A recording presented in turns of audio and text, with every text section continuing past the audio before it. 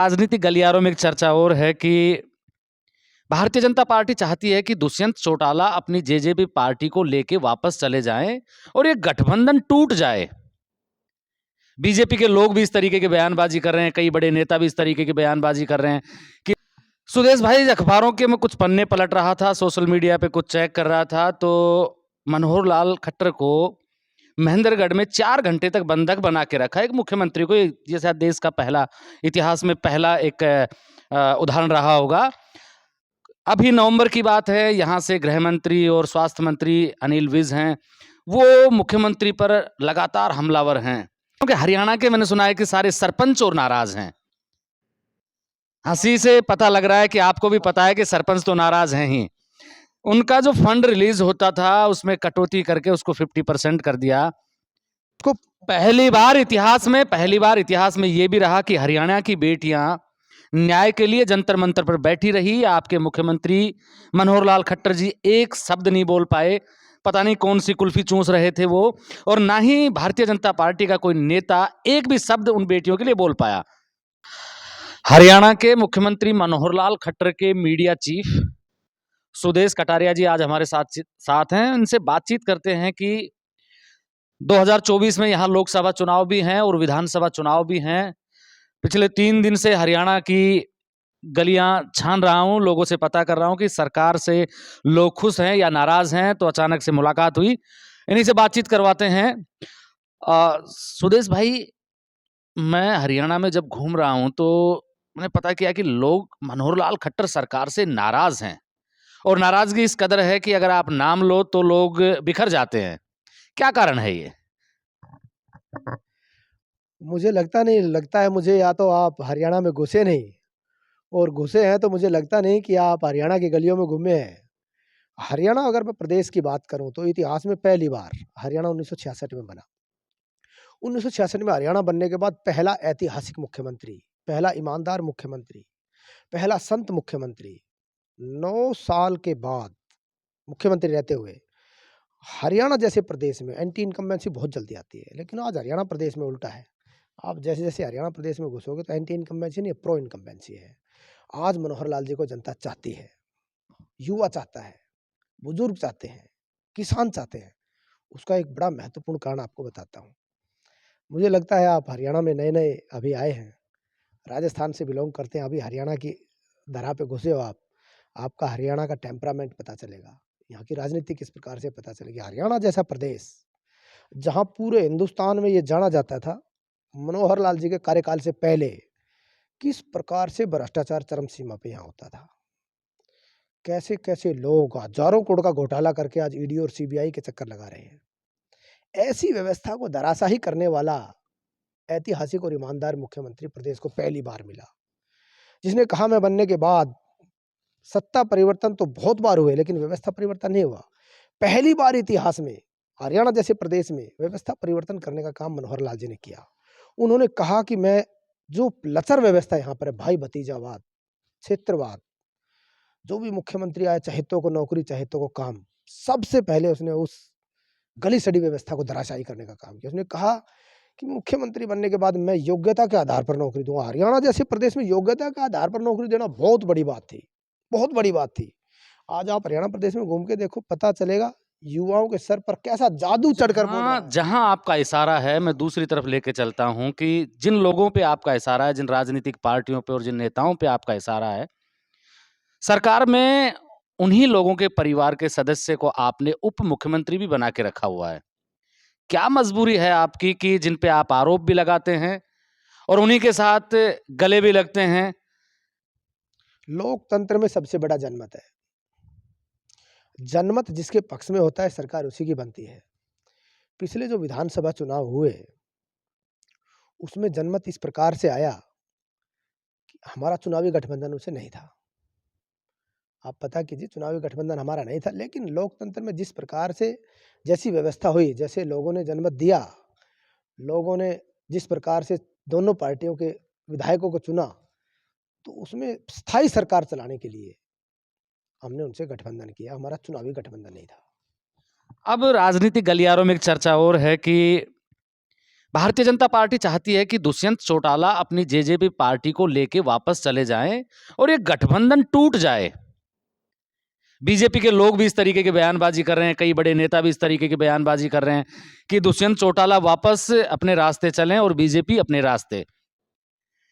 5 साल जब आपको सरकार चलानी थी तब दुष्यंत चौटाला की आपको जरूरत थी तो आपने गले लगा के रखा, सारी बातें उनकी मानी। अब क्या राजनीतिक मजबूरी है कि उनसे दूर होना चाहती है पार्टी? देखो, सबसे पहले तो भारतीय जनता पार्टी में इस प्रकार की व्यवस्था है, यहाँ पर केंद्रीय नेतृत्व तय करता है। हमारी चुनाव प्रबंधन कमेटी है, केंद्रीय चुनाव प्रदेश समिति है, मुख्यमंत्री हैं, प्रदेश के प्रभारी हैं, प्रदेश का प्रदेशाध्यक्ष है, राष्ट्रीय अध्यक्ष है। ये सारे मिलकर तय करते हैं कि गठबंधन किससे हो और ना हो। लेकिन आज एक बात स्पष्ट हरियाणा प्रदेश में आपको मिलेगी, अभी आप हरियाणा में आए हो, एंट्री करे हो। एक हरियाणा प्रदेश में एक जबरदस्त उत्साह मुख्यमंत्री के प्रति, सरकार के प्रति लोगों का स्नेह देखने को मिलेगा कि ऐसा ऐतिहासिक मुख्यमंत्री, ऐसा ईमानदार मुख्यमंत्री, ऐसा व्यवस्था परिवर्तन करने वाला मुख्यमंत्री, 1966 में हरियाणा बनने के बाद चूल-अचूल परिवर्तन जिस व्यक्ति ने किए हों, हरियाणा प्रदेश में, वो आपको अभी जैसे हरियाणा में घुसोगे पता चलेगा। लोकतंत्र में जनमत सबसे बड़ा है, वो आज भारतीय जनता पार्टी के पक्ष में है, मनोहर लाल जी के पक्ष में है। प्रदेश की जनता तीसरी बार ऐसे ईमानदार मुख्यमंत्री को तीसरी बार मुख्यमंत्री बनाना चाहती है।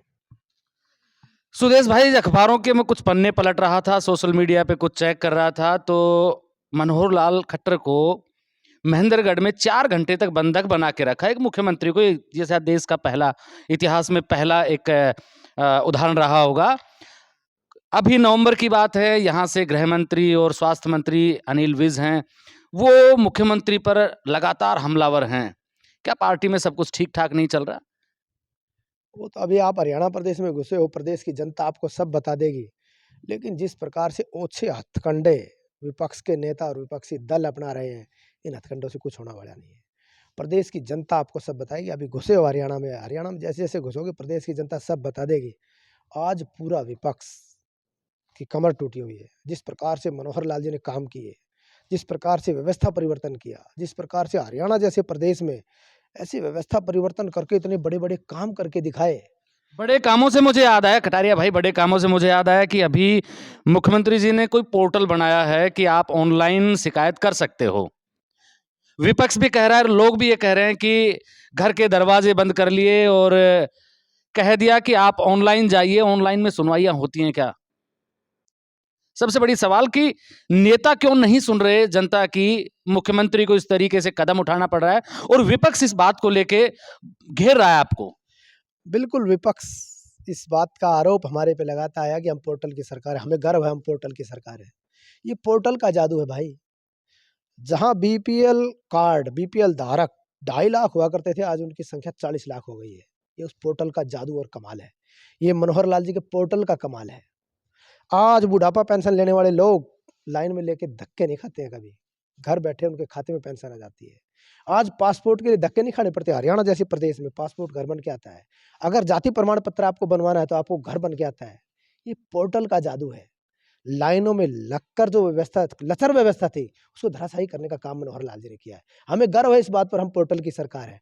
आप हरियाणा में आइए, पूछिए लोगों से कैसी पोर्टल की सरकार, कैसा मजा आ रहा है। उन बुजुर्गों से पूछिए जो 80 साल की वृद्धावस्था में मोटरसाइकिल पर, साइकिल पर, थ्री व्हीलर में धक्के खाकर पेंशन पाया करता था। आज घर बैठे उनके खाते में पेंशन आती है। जमाना बदल रहा है, चीजें बदल रही हैं, व्यवस्थाएं भी बदल रही हैं। मैं एक सवाल और पूछ लेता हूं कि हरियाणा के मैंने सुना है कि सारे सरपंच और नाराज हैं। हंसी से पता लग रहा है कि आपको भी पता है कि सरपंच तो नाराज हैं ही।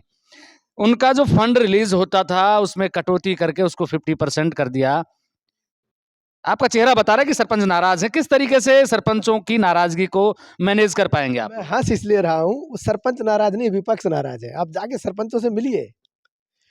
पहली बात तो ऐसे नौजवान सरपंच जो हरियाणा प्रदेश में पहली बार चुन के आए हैं, वो मनोहर लाल जी का कमाल है। उन्होंने कहा कि हरियाणा जैसे प्रदेश में जहाँ लचर व्यवस्था थी, जहाँ पर पुराना डर्रा चलता था, जहाँ पुराने धोड़-पोछों की सिस्टम चलता था, उनको धराशायी करने का काम मनोहर लाल जी ने किया। पढ़ी-लिखी पंचायतें लाऊँगा। आज जो नौजवान आपको हरियाणा प्रदेश में सरपंच सरपंच, जिला परिषद मेंबर, ब्लॉक समिति के सदस्य दिख रहे हैं, वो मनोहर लाल जी का कमाल है पढ़ी लिखी पंचायतें लाने का। उसके बाद में मनोहर लाल जी को कहा मैं इस प्रकार से पोर्टल के माध्यम से काम करूंगा कि गांव का साधारण व्यक्ति, जहां भ्रष्टाचार का बोलबाला पंचायतों में, जिला परिषदों में होता था पहले, ये इसने गबन कर दिया, इसमें इतना गबन हो गया, 3 रोडें बनाई, एक ही बनाए। आज अगर एक रोड़ी गांव में आती है तो पोर्टल के माध्यम से एक नौजवान बच्चा, पढ़ा लिखा महिलाएं, पढ़ा लिखा कोई भी व्यक्ति ये समझ सकता है कि नहीं, सरपंच कह रहे थे कि जब इसी तरीके से करना था तो फिर सरपंच बनाने की क्या जरूरत है, सारे काम ऑनलाइन चल रहे हैं तो फिर रोडों का भी आपको पता लग ही जाता है, तो फिर डायरेक्ट वैसे करवा दीजिए। आप ये जो सरपंची की प्रथा है इसको भी बंद कर दीजिए, सरपंचों ने कहा है ऐसा। आप 2-4 सरपंचों से मिलिए, आपको पता चलेगा ये नैरेटिव था किसका। ये नैरेटिव विपक्ष का था। जो लोग आज राजनीतिक दिवालिया हो चुके हैं, जिनकी कमर टूट चुकी है, जिनके नीचे से राजनीतिक जमीन खिसक चुकी है, उनका नैरेटिव खड़ा किया हुआ है। आप जाके मिलिए सरपंचों से, जिला परिषदों से, कहेंगे, उत्साहित है वो कि ऐसी अच्छी व्यवस्था, जो हमारे गांव का एक साधारण नागरिक भी मेरे काम से संतुष्ट है और पता लगा सकता है कि सरपंच क्या कर रहा है। संतुष्ट की बात कर रहा हूं मैं सुदेश भाई कि आपके गृह मंत्री नाराज क्यों रहते हैं फिर, अगर सब कुछ ठीक है तो, सरकार ठीक काम कर रही है तो। आपको वो एक आरोप लगा रहे थे कि मुख्यमंत्री आवास के या सीएम हाउस से सब कुछ मैनेज किया जाता है उनके मंत्रालय का। देखो, ये लोकतंत्र की खूबी है कि किसी भी पार्टी का, किसी भी सरकार में कोई मंत्री, कोई विधायक अपनी बात कह सकता है, सबको कहने का अधिकार है। लेकिन इस प्रकार की कोई व्यवस्था हरियाणा प्रदेश में है नहीं, सब कुछ सुचारू रूप से चल रहा है। आप गृह मंत्री का वो बयान भी देखिए कि मेरी और मुख्यमंत्री की नज़दीकियाँ जितनी हैं, कुछ लोग एक ऐसा बवाल खड़ा करके मेरी बात को घुमा फिरा के, मरोड़-तरोड़ के पेश करना चाहते हैं। वो गृह मंत्री का वो बयान भी देखिए। सुदेश भाई, चलते-चलते एक सवाल पूछ लेते हैं कि जनता तो नाराज है और 10 साल की जब सरकार रहती है तो स्वाभाविक सी बात है कि एंटी इनकम्बेंसी पनपती है। पिछली बार 70 पार का नारा लगा था, बड़ी मुश्किल से जो पहली बार 46 सीटें आई थी, उसमें से भी 6 घटा दिया आप लोगों ने, 40 पे आए। अब की बार क्या देख रहे हैं जनता के माहौल को देखते हुए, क्योंकि आप सोशल मीडिया पे सबसे ज़्यादा एक्टिव हैं। मुख्यमंत्री से रात को 10 बजे, 9 बजे, 11 बजे आपको सारा ब्यौरा पेश करना होता है, तो क्या कड़वी बात भी कह पाते हैं कि साहब जनता नाराज़ है, कुछ कीजिए? या वो समय चला गया, अब कुछ बचा नहीं है, जो है उसी से काम चलाएँगे? इतिहास में पहली बार, हरियाणा के इतिहास में पहली बार, तीसरी बार प्रचंड बहुमत से भारतीय जनता पार्टी की सरकार बन रही है। मुख्यमंत्री मनोहर लाल जी तीसरी बार मुख्यमंत्री बनने ये कैसे कह सकते हैं कि तीसरी बार मुख्यमंत्री वही बनेंगे? बीजेपी ने तो कितने मुख्यमंत्री पलट दिए। आप राजस्थान चले जाइए, 2 बार की मुख्यमंत्री रही वसुंधरा राजे सिंधिया को कोई नहीं पूछ रहा। आप मध्य प्रदेश चले जाइए, कई बार के सीएम रहे शिवराज सिंह चौहान, खुद मन से कहते हुए दिखाई देते हैं कि लोग ऐसे भूल जाते हैं जैसे गधे के ऊपर से सींग गायब हो जाता है।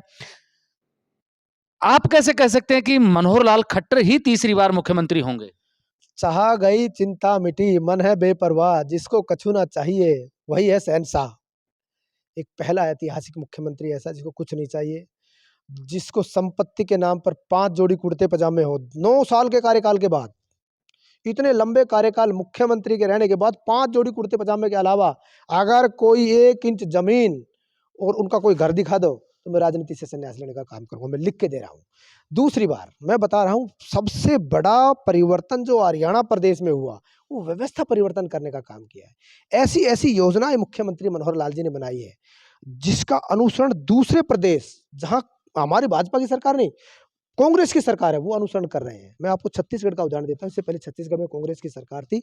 जो मुख्यमंत्री का ड्रीम प्रोजेक्ट है, परिवार पहचान पत्र, जिसको पोर्टल ये कह रहे हैं, उस पोर्टल का ये जादू है। छत्तीसगढ़ के मुख्यमंत्री ने कहा, मैं भी इस पीपीपी के उस पर काम करके लोगों को सुविधाएँ देने का काम करूँगा।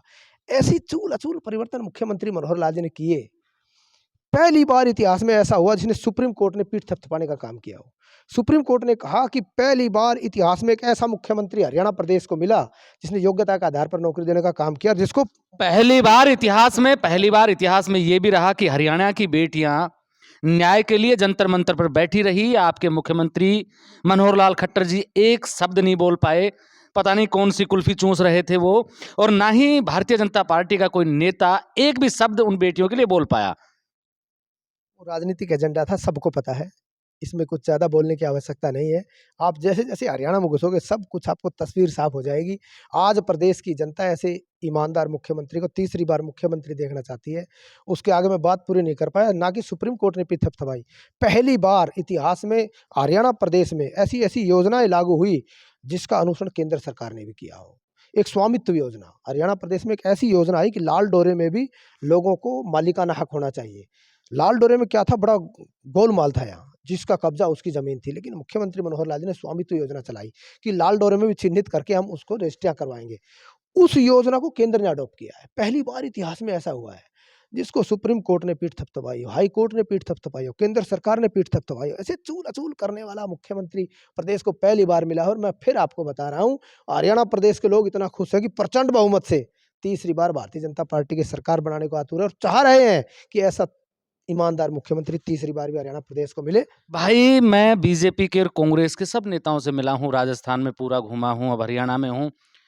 नेताओं से किसी से भी मिल लो जो 5 साल, 10 साल, 15 साल पार्टी की सेवा करते हैं, टिकट उनको ना देकर कई बार हवाई नेताओं को दे दिए जाते हैं, कभी किसी दूसरी पार्टी से आए हुए नेताओं को दे दिए जाते हैं। हरियाणा की बात करें तो मैंने सुना है कि कांग्रेस को खत्म करने के नाम पे आपने उन्हीं कांग्रेसियों को बीजेपी में सेट कर दिया।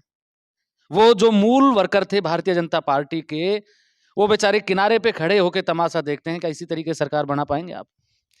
देखिए, ये तो केंद्रीय नेतृत्व तय करता है, हमारी चुनाव प्रबंधन कमेटी है वो तय करती है, मुख्यमंत्री, प्रदेशाध्यक्ष, राष्ट्रीय अध्यक्ष, माननीय प्रधानमंत्री, ये सारे मिलकर तय कर देते हैं। अगर मैं इस विषय में अगर कुछ कहूँ तो छोटा मुँह बड़ी बात हो जाएगी। ये तो केंद्रीय नेतृत्व तय करेगा किसको कैसे टिकट मिले, लेकिन हरियाणा प्रदेश में आज भारतीय जनता पार्टी के पक्ष में, मनोहर लाल जी के पक्ष में माहौल है। तीसरी बार जनता आतुर है, किस प्रकार से ऐसे ईमानदार मुख्यमंत्री को फिर से मुख्यमंत्री बनाया जाए।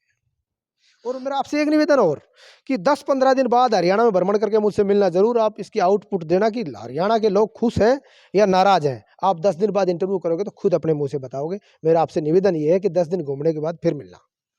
ये सुदेश कटारिया हैं जो भारतीय जनता पार्टी के प्रवक्ता रहे हैं लंबे समय तक, और अब मनोहर लाल खट्टर सरकार में उनका जो मीडिया मैनेजमेंट है वो देख रहे हैं, मीडिया सलाहकार हैं उनके। सरकार की तारीफ करना लाजमी है जब पार्टी के व्यक्ति हैं तो। लेकिन 10 दिन की बात है, हम दोबारा चुनाव के नजदीक आपसे मुलाकात करेंगे, ये भी हमारा वादा रहा। आप मेरे साथ देख रहे हैं ब्लैक एंड व्हाइट सच। मैं महेंद्र यादव। जय हिंद, जय भारत।